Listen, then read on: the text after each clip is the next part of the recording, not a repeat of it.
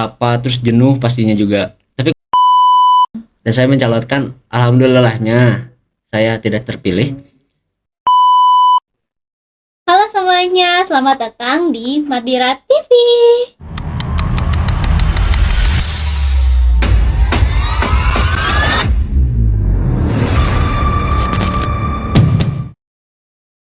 Balik lagi sama aku Ninun di segmen Serba Serbi, ngobrol santai tetapi tetap berisi.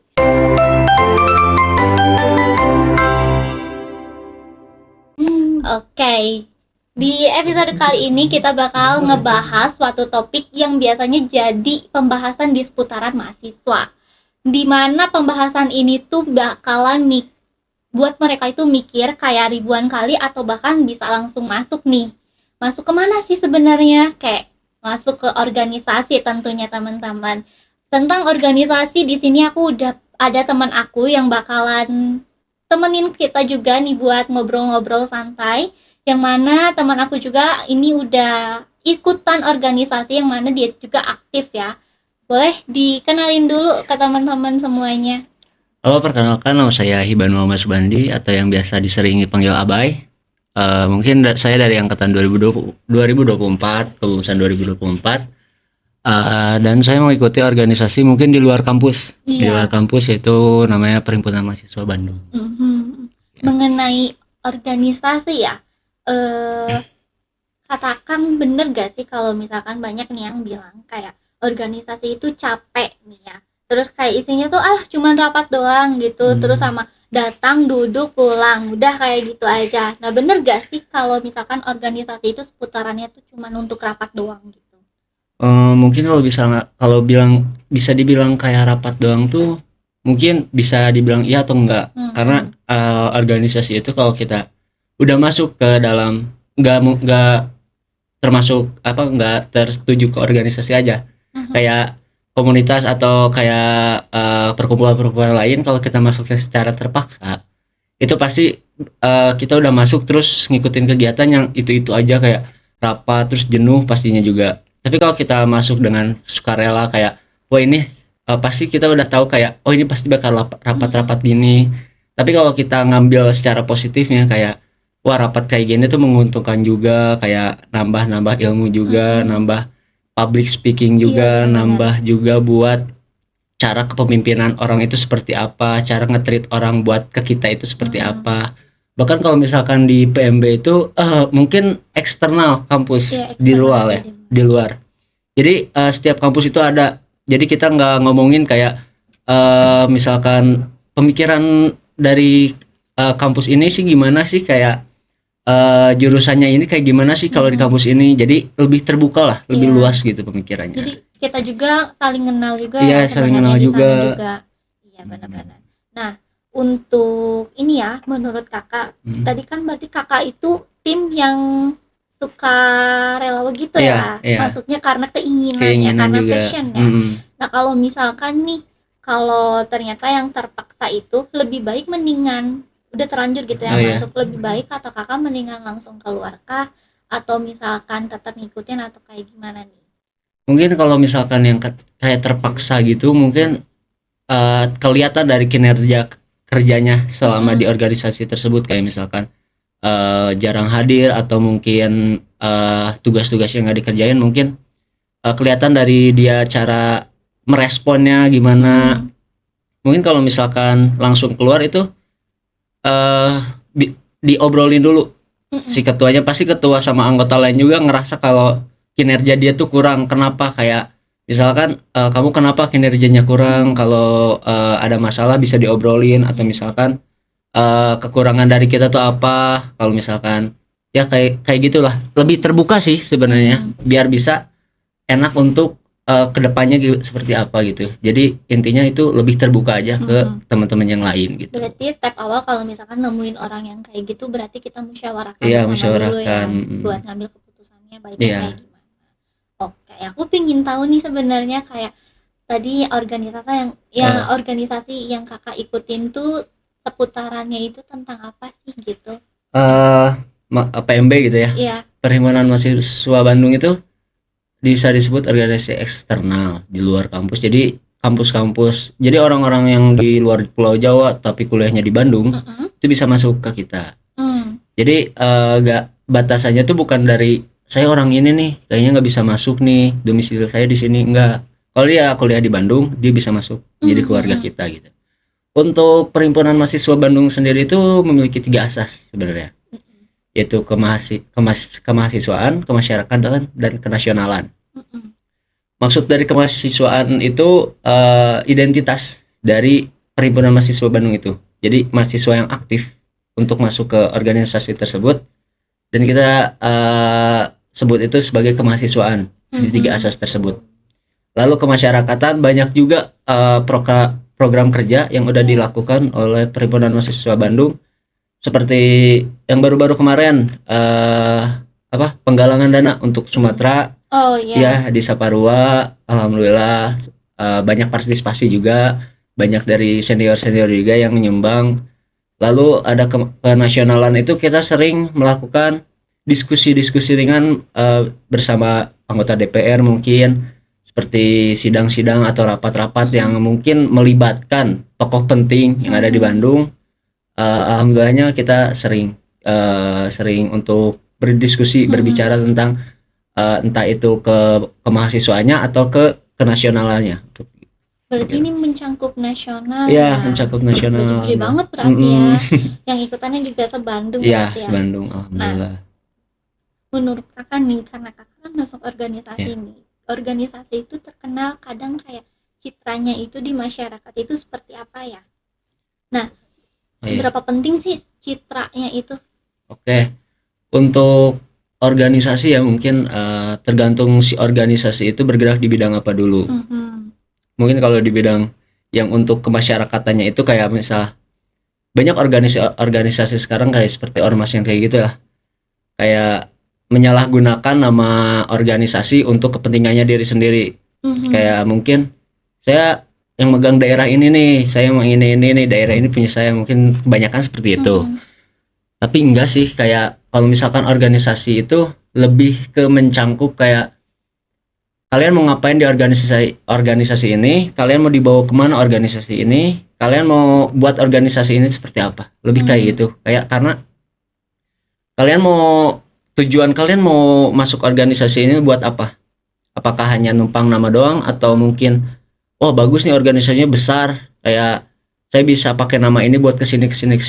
Nah itu mungkin ya hal buruk lah dari si orang ini buat masuk organisasi, dan menjadi citra buruk juga entar untuk organisasi tersebut. Nah mungkin seberapa penting dari citra ya masyarakat gitu, sangat penting, karena organisasi itu tanpa dukungan masyarakat itu nggak bisa apa-apa. Benar.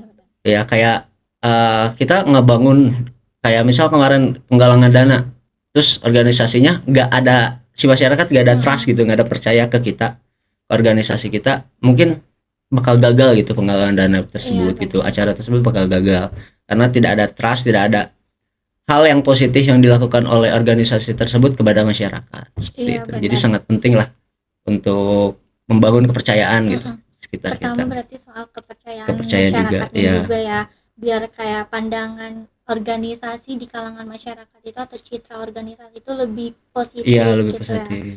Nah, next question kakak, pernah nggak nemu orang yang dia tuh masuk organisasi cuman buat kepentingan CV-nya aja gitu, kayak biar di CV-nya tuh mungkin keren atau gimana gitu kan, biasanya kayak gitu juga kadang nih.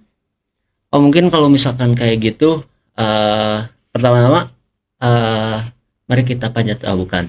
Jadi pertama-tama mungkin di organisasi itu mungkin ada beberapa cara atau apa ya disebutnya ospek lah, ospek gitu untuk masuk ke organisasi tersebut.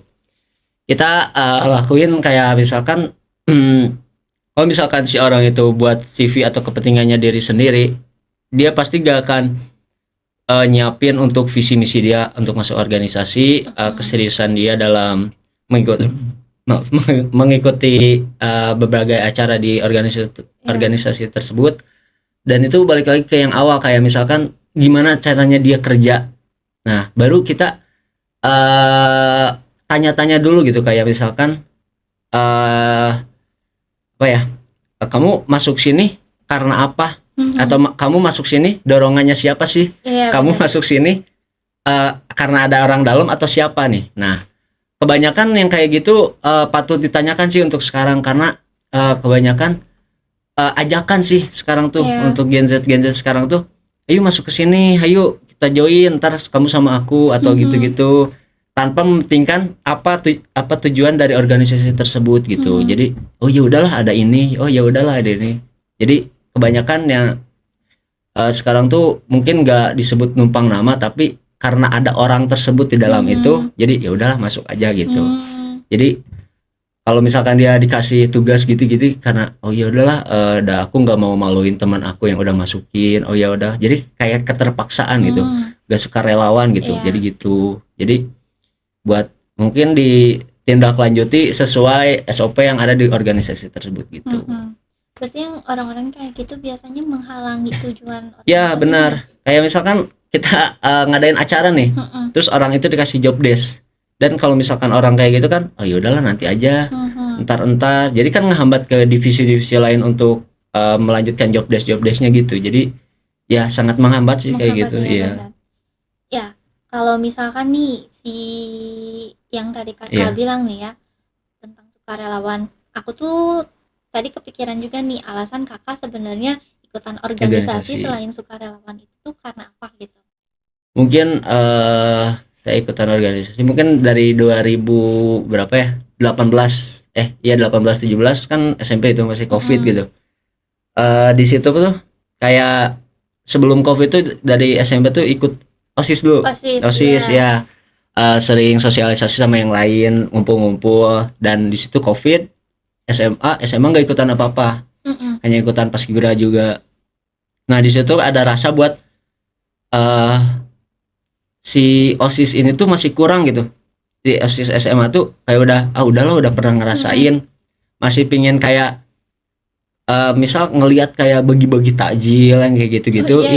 Masyarakat gitu kayaknya asik nih interaksi sama masyarakat langsung, kayak nanya-nanya ke masyarakat langsung. Kan pandangan orang itu beda-beda gitu.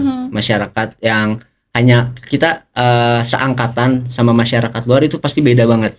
Kayak nambah-nambah ini ilmu juga buat kita, kayak jam terbang mereka itu lebih tinggi dari kita. Nah, jadi setelah masuk kuliah terus ngelihat dari sosok kakak juga sih, teteh saya. Oh, berarti ada teteh ya, ada teteh juga, ada tokohnya. Karena pas sebelum kuliah tuh ngelihat sosok teteh tuh kayak sibuk banget, kayak harus ke PMB, harus ini, harus apa sih, ada apa sih di PMB, sampai buat teteh saya tuh harus nggak pulang gitu, sampai nggak pulang sama mungkin ada sehari 2 harian untuk mengurus di PMB. Tapi pas saya masuk emang sehetik itu di PMB, emang sesibuk itu di PMB untuk kalau misalkan ada acara. Tapi orang-orangnya itu alhamdulillah solidaritas semua, alhamdulillah care semua. Kayak misalkan kamu tidur sini nggak? Iya, kamu ini pulang hati-hati, kita anterin pulangnya. Kayak oh ini kekeluargaan yang saya dapat gitu dari organisasi orang-orang yang saya nggak kenal awalnya, di ospek bareng, di susah seneng bareng awalnya itu. Alhamdulillah akhirnya menunjukkan bahwa ini jiwa kekeluargaan kita tuh ada gitu, dari walaupun si orang-orang itu nggak kenal sama kita awalnya. Kita juga kayak oh gini, yang nggak kenal malah lebih care sama kita gitu. Jadi alhamdulillahnya bukan dorongan dari si sukarelawan juga, karena pas setelah masuk saya merasakan bahwa saya dapat keluarga baru gitu. Alhamdulillahnya. Berarti lebih ke kesannya. Iya, kesannya. Nah, lanjut kakak, aku pengen nanya juga nih, kalau misalkan organisasi di SMP, SMA sama di sekarang ya waktu kuliah ini, kalau menurut kakak itu lebih senengan yang mana nih ngejalaninnya? Mungkin kalau organisasi karena saya orangnya lebih ke apa ya, gak membeda-bedakan orang dan selalu menerima setiap orang gitu. Mungkin kalau misalkan SD mungkin Lebih ke pramuka, alhamdulillahnya ya, alhamdulillahnya sama SD-SD lain juga kenal. Terus SMP juga OSIS, SMA juga paskibra. Jadi barak pas setiap lomba ada barak-baraknya, digabungin sama SMA lain, alhamdulillah jadi kenal. Mungkin kalau misalkan lebih seru atau lebih asik yang mana, lebih nyaman yang mana, semuanya nyaman, semuanya asik. Tapi kalau misalkan untuk ilmu atau dapat informasi-informasi kayak bukan di kampus sih, kayak di dunia luar, bahkan hampir mendunia gitu, obrolannya tuh itu di PMB di kampus sendiri, kayak misalkan ngomongin kayak politik, dunia politik, ataupun ini ada kayak gini, obrolin yuk. Jadi selama mungkin agak kurang baiknya tuh begadang gitu, sampai ngobrolin yang kayak gitu tuh begadang sampai subuh, sampai nemu titik di mana oh ini nih solusinya, oh ini nih ininya pendapatnya, oh ya udah di situ udah clear, udah beres lagi, udah nyantai lagi lah di situ teh, kayak oh iya ini nih ilmu yang saya dapat, ini nih kayak misalkan di sela-sela obrolannya tuh ada filsafatnya, ada bahasa Inggris yang kosakatanya tuh saya belum tahu, tapi saya searching, oh ini artinya gitu. Jadi mungkin kayak ada tokoh yang dia sebut terus gak tahu di saya searching lagi, oh ini tokohnya itu berperan di bidang apa, kayak gitu, dan alhamdulillahnya itu ilmu buat saya. Iya, berarti di sekarang ini banyak banget ilmu yang didapat ya. Iya benar. Nah pasti banyak juga tugasnya nih yang di sekarang. Pasti salah satu nih tugasnya yang paling susah nih menurut kakak apa nih di organisasi di tersebut? Organisasi ini alhamdulillah tadi malam itu setelah penunjukan senat baru. Senat tuh masuknya di ketua umum PMB sendiri, yang tahun kemarin lengser, tahun sekarang ini angkatan saya. Dan saya mencalonkan, alhamdulillahnya saya tidak terpilih. teman saya yang terpilih gitu maksudnya. Teman saya yang terpilih. Lalu mungkin untuk hambatan, kalau kesulitan tersendiri untuk di organisasi itu, sebelumnya itu ada acara kayak basketball championship itu se-Jawa Barat SMA, kita ngadain itu. Mungkin apa ya, masalah-masalah yang muncul itu kayak miskomunikasi sama beberapa anggota. Iya, sama beberapa anggota. Terus lalu jadi si anggota kurang mengerti bahwa si anggota ini tuh ada hal yang lebih penting, tapi acara ini harus jalan gitu. Iya. Kayak misalkan aku harus ke rumah sakit dulu, ini cek ini, tapi di satu sisi gak ada yang nge-backup si divisi itu. Nah, jadi si yang izin ini sebisa mungkin harus nge-backup dulu, atau ada orang yang gantiin dulu divisi itu baru boleh izin gitu. Bukan sebenarnya ribet, ya memang ribet sih, tapi demi kelancaran acara sama dia juga bisa izin. Nah itu solusi utamanya dari kita, mungkin gitu sih. Lebih ke kurang mengerti si anggotanya, bukan kurang mengerti sih, mood si anggotanya itu lagi bagus atau enggak. Kan kita juga misalkan sebagai ketua juga harus mengerti mood si anggotanya itu harus seperti apa, hari ini seperti apa, hari ini seperti apa. Jadi lebih mengerti ke anggota dan miskomunikasi sih itu. Tapi kalau misalkan yang tadi itu lebih ke mementingkan diri sendiri juga enggak sih yang kalau kayak gitu? Yang kayak gitu. Sebenarnya tergantung sih dia izinnya karena apa. Karena misalkan kalau urgent banget, nggak ada yang bisa, hanya dia gitu yang bisa gitu, baru diizinin gitu. Kalau misalkan hanya ini aku harus nganter mama ke pasar, kayak misalkan ini udah tugas aku kayak gini, ya udah, kayak misalkan kamu telat, nggak boleh izin nggak datang, tapi kamu telat datangnya gitu, izin telat, iya nggak apa-apa. Jadi harus tetap datang gitu, supaya acara tetap jalan. Iya, benar-benar. Walaupun dia mau izin seharian juga, alasannya apa biar izin seharian itu apa. Kalau misalkan hanya check up tuh nggak mungkin seharian, karena dokternya juga ada pasien lain gitu. Jadi setelah check up dia pun ke sana lagi dan melanjutkan divisinya juga gitu. Tergantung izinnya itu seperti apa gitu, urgent apa. Selain itu ada nggak sih, kayak kan kakak juga sambil kuliah nih, banyak juga matkulnya tiap harinya satu minggu teh mungkin ada beberapa hari Oh yang iya. masuk gitu, banyak juga tugas-tugas dari kuliahannya pastinya. Cara kakak nge-manage waktunya itu gimana sih? Oh iya. Jadi kalau misalkan cara saya nge-manage waktu tuh kayak misalkan untuk tugas atau untuk kuliah dan organisasi itu saya lebih utamain tugas dulu. Misalkan organisasi nih bentrok sama tugas deadline, saya bawa tugas saya ke organisasi, sana ke sekre ya. Jadi di sekre itu sebenarnya orang-orangnya chill, nyantai, tapi kalau misalkan ada rapat pasti seriusnya 2 kali lipat lah. Seriusnya 2 kali lipat. Tetapi kalau misalkan kita izinnya tuh bukan gak datang, tapi izin untuk telat ikut rapat karena deadline tugas itu gak apa-apa, asalkan di sekre ngerjainnya. Alhamdulillah di sekre juga difasilitasi untuk mahasiswa-mahasiswa yang masuk. Alhamdulillah difasilitasi kayak wifi, printer yang kayak gitu juga. Oke. Boleh aku juga mau tanya lagi nih ya, selain manage waktu, ada nggak sih tips buat kakaknya kayak lebih fleksibel selain manage waktu gitu? Oh, tipsnya tuh mungkin karena tipsnya tuh sebenarnya nggak ada, cuman rasa tanggung jawab kita sebagai anggota yang udah masuk ke organisasi itu, pasti ada tips diri sendiri juga. Saya kurang bisa ngasih tips gitu ya, kurang bisa ngasih tips. Terus ada cara buat si dia itu bisa ngeluangin waktu tanpa mengganggu prioritasnya untuk si organisasi ini. Jadi setiap orang beda-beda lah ininya. Tapi tips atau trik itu sebenarnya lebih ke personal sih. Prioritasin dulu yang utama. Kalau misalkan bentrok, mana yang lebih prioritas, mana yang lebih penting, jalanin dulu aja yang itu. Gitu. Berarti kalau misalkan mau masuk organisasi nih, kayak masih bingung, kenalin diri sendiri dulu nggak sih? Kayak kita di kesehariannya ngapain biar nanti pas udah masuk organisasi enak gitu ya ngejalaninnya, nggak ngehambat juga ke orang lain juga yang ada di divisi orang lain juga.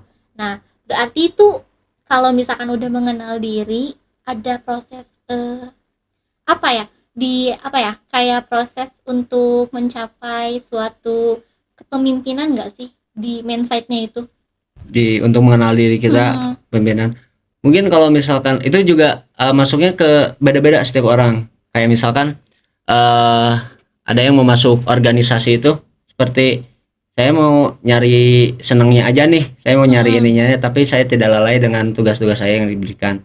Ada juga yang wah, jiwa pimpinan saya udah bagus nih, kayak misalkan saya udah ketua BEM, saya udah ketua Presma misalkan, saya mau ikut organisasi di luar.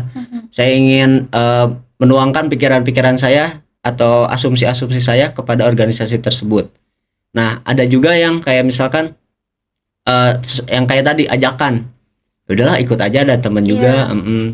Jadi misalkan jiwa kepemimpinan itu dibentuk tergantung organisasi tersebut. Kayak kalau kita dikasih tanggung jawab gitu, pasti jiwa kepemimpinan kita juga akan tumbuh lambat laun. Kayak misalkan kita ketua divisi dokumentasi PDD, kayak misalkan kayak gitu, pasti anggota-anggota divisinya juga kita yang atur, kita yang manage waktu mereka, kita yang ngasih mereka izin atau enggak. Kayak misalkan saya izin nih nggak bisa ngedit hari ini, saya izin nih nggak bisa upload hari ini karena ada kendala ini. Kita handle tugasnya, walaupun tapi izinnya tuh nggak sehari izin berapa orang langsung, enggak. Tapi kalau misalkan ada yang izin dan dihandle sama yang lain bisa, kalau nggak bisa sama ketua divisi tersebut. Jadi jiwa kepemimpinan itu menurut saya terbentuk dari seberapa besar tanggung jawab yang dia tanggung jawabi gitu. Ya, jadi dia pegang seberapa besar tanggung jawab itu, seberapa besar kesuksesan acara tersebut kalau dia memegang tanggung jawab dan amanah yang benar gitu. Jiwa kepemimpinannya gitu hadir gitu. Oke, berarti mulai dari rasa tanggung jawab gitu ya. Kepemimpinan itu muncul. Penting nggak sih rasa kepemimpinan itu?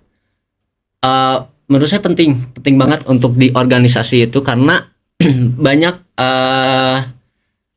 anak-anak sekarang yang mungkin kayak udahlah, kalau misalkan ada pemilihan ketua nih, udahlah saya mah jadi anggota ini aja, saya mah jadi divisi ini aja, nggak mau jadi ketua mah ribet ini harus gini-gini. Sebenarnya di organisasi tersebut mungkin yang jadi ketua itu nggak di jadi lepas. Misalkan ada ketua nih, pemilihan ketua baru dan ketua baru diangkat. Nah, ketua lama itu sebenarnya nggak boleh ngelepas ketua baru ini.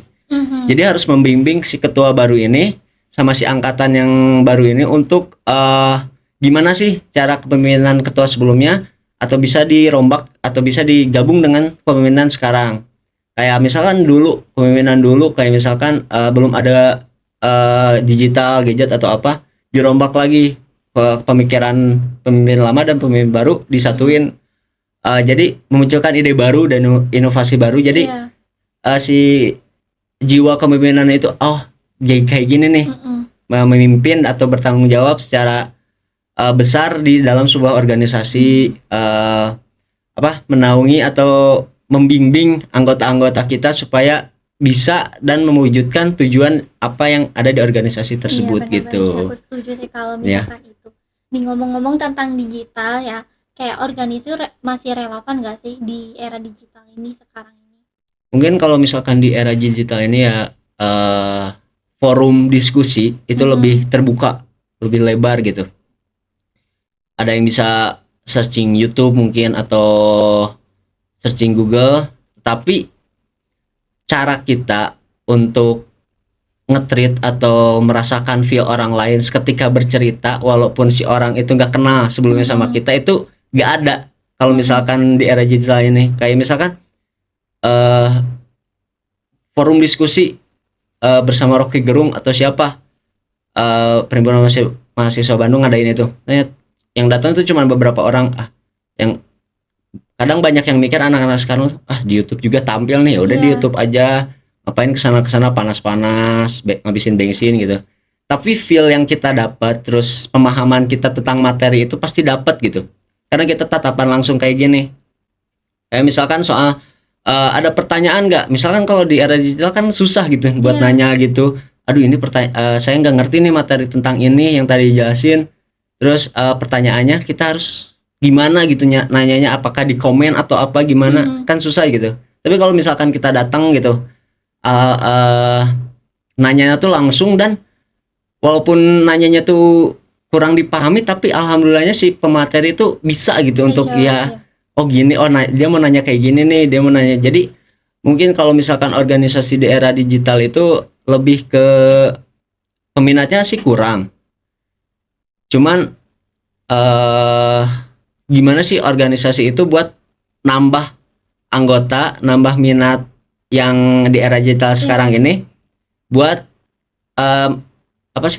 narik si anggota Gen Z ini untuk ikutan juga apa sih value yang dia dapat untuk masuk ke organisasi itu apa aja gitu. Susah nggak sih kalau misalkan nyari anggota baru gitu dalam sebuah organisasi? Mungkin dibilang susah karena di zaman sekarang itu lebih ke ya udah sih kuliah pulang kayak ngapain sih organisasi, tugas aku banyak juga. Nah sebenarnya balik lagi ke diri sendiri, kayak misalkan kalian mau masuk organisasi itu karena apa, kayak tadi karena apa, dan apakah kalian bisa ngeluangin waktu atau bertanggung jawab di organisasi tersebut, baru kalian bisa masuk ke organisasi tersebut. Setelah organisasi tersebut percaya bahwa kita butuh regenerasi, kita butuh penerus. Nah setelah itu kalau kita udah nerima si orang ini baru, orang baru, kita percaya mau orang baru itu ya udahlah masuk aja dulu, ya udahlah gimana nanti gitu. Tapi kalau kita sebagai organisasi kita percaya bahwa orang ini bisa nggak bisa, orang ini harus bisa. Kenapa harus bisa? Kita ajarin. Kalau misalkan nggak bisa juga kita bimbing, kita backup, kita kasih apa yang dia butuh untuk bisa untuk nyampe tujuan si organisasi ini gitu. Ada nggak contohnya kayak waktu proses ngajarin atau apa gitu ya ke peserta barunya gitu? Ini juga pengalaman sih. Misalkan di PMB tuh ada setelah masuk PMB itu ada yang namanya PPA, masa bimbingan gitu untuk mengenal PMB lebih jauh mana gitu. Nah, masa bimbingan itu tergantung dari keputusan senatnya berapa hari, berapa bulan, berapa tahun. Kalau saya itu selama setahun kalau nggak salah, 6 bulanan kalau nggak salah. Saya dibimbing, dikasih tahu ke senior, terus PMB itu seperti apa, dan saya juga dikasih tugas seperti kayak PMB, kenapa PMB warnanya merah dan hitam? Kenapa nggak biru dan kuning juga? Kenapa nggak putih biru atau apa gitu, bebas gitu? Kenapa itu? Dan saya di situ harus belajar menanyakan bahwa harus berani gitu. Jadi ada panitia pembimbing atau ketua PPA-nya menyuruh anggota baru untuk tanyain. Kita udah koneksiin ke senior, dipanggilnya senior yang tahu segala hal tentang PMB. Kita udah koneksiin, kalian nanya. Kalau kalian gak dapet apa yang kalian mau, kita nanya terus sampai kalian paham tentang PMB, baru kalian jelasin ke saya gimana itu PMB. Jadi ngelatih mental, ngelatih public speaking kita, ngelatih buat kita nggak malu gitu untuk nanya ke orang baru, ke orang random mungkin yang mungkin baru masuk, terus disuruh nanya ini siapa, ini backgroundnya atau profilnya itu seperti apa gitu. Jadi kita harus nanya sampai si orang itu menjelaskan dirinya dan PMB gitu seperti apa. Jadi menumbuhkan jiwa buat tidak malu gitu, pede aja gitu. Oke, berarti ya Kang, kalau misalkan si anaknya ternyata malu, kitanya yang dikasih tahu, dikasih tahu. Emang ada juga tugasnya ya untuk kita. Nah, kalau misalkan nih udah dikasih tahu anaknya masih nggak tahu gimana? Wah, ini menarik sekali teman-teman. Assalamualaikum warahmatullahi wabarakatuh. Untuk misalkan kalau orang yang nggak tahu gitu, tetap malu lah, biar ngedengar jawaban dari teman-teman gitu, nyontek atau apa gitu. Di PMB sendiri itu mungkin kayak misalkan bukan tes sih, lebih ke pemahaman, seberapa jauh pemahaman kalian tentang PMB. Kayak ditanya satu-satu, kayak misalkan sebenarnya kalian kalau misalkan ngedengar dari orang lain terus kalian tulis terus kalian ingat juga nggak apa-apa sebenarnya.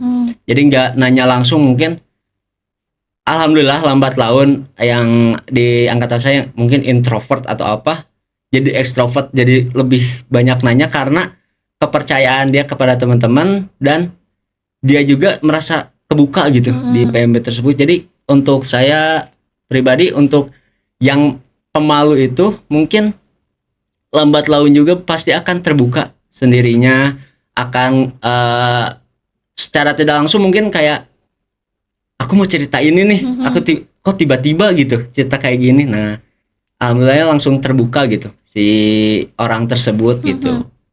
Karena nyaman ya. Kalau misalkan udah nyaman, otomatis bakalan bikin orang yang misalkan tadinya malu bakalan lebih terbuka, lebih terbuka lagi, percaya juga kan ya. Kita juga enak juga kan kalau misalkan udah saling terbuka.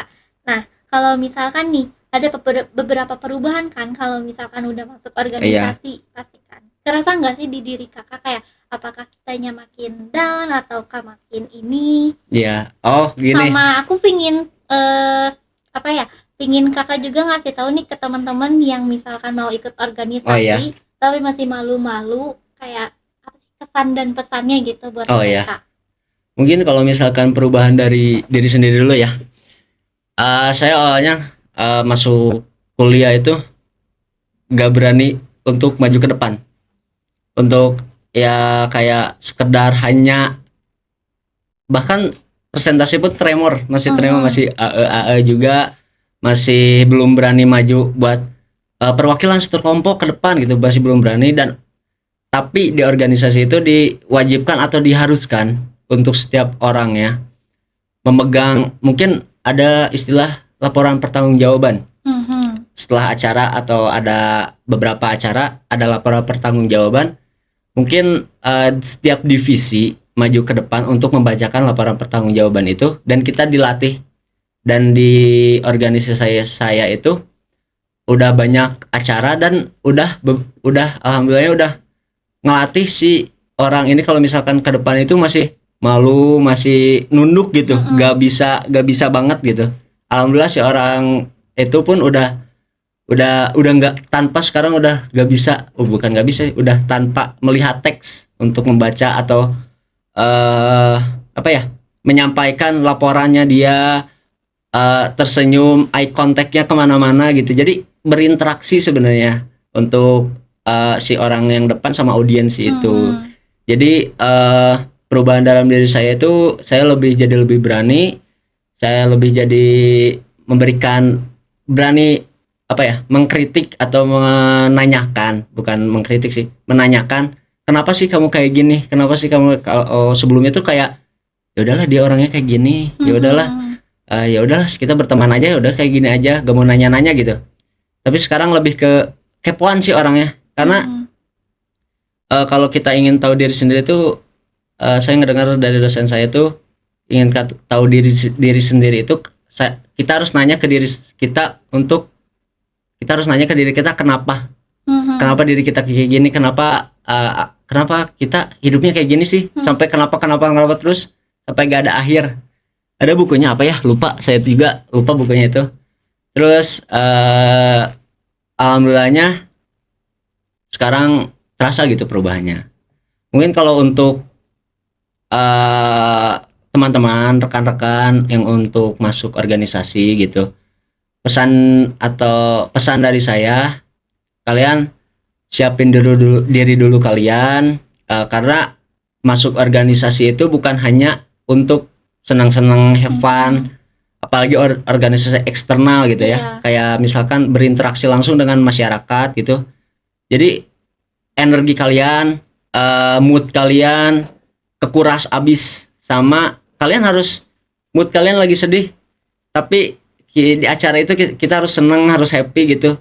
Kalian kan keterpaksaan gitu, tapi harus kayak gitu. Gimana caranya? Mohon siapin diri kalian dulu, karena bukan main-main lah sebenarnya, untuk meningkatkan si value organisasi tersebut juga.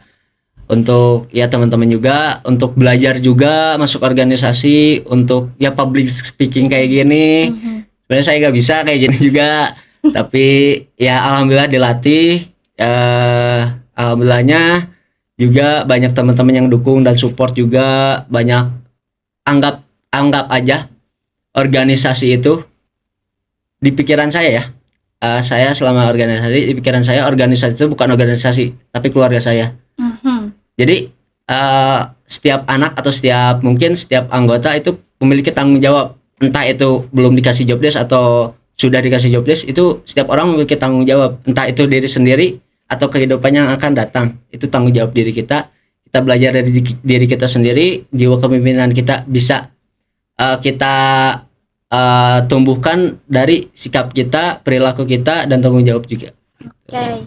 Oke, gitu teman-teman, untuk pembahasan kali ini mengenai organisasi. Untuk teman-teman yang masih bingung masuk organisasi, yang kata Akangnya, kalau misalkan kalian nonton dari awal sampai akhir nih ya, tips pertama dari Akangnya itu untuk mengenal diri kalian sendiri. Karena dengan mengenal diri kita sendiri itu, rasa kepemimpinan itu akan muncul, rasa tanggung jawab itu akan muncul, dan ketika kita masuk dalam organisasi itu, kita tuh nggak bakalan jadi penghambat untuk organisasi itu. Benar nggak sih? Betul. Oke.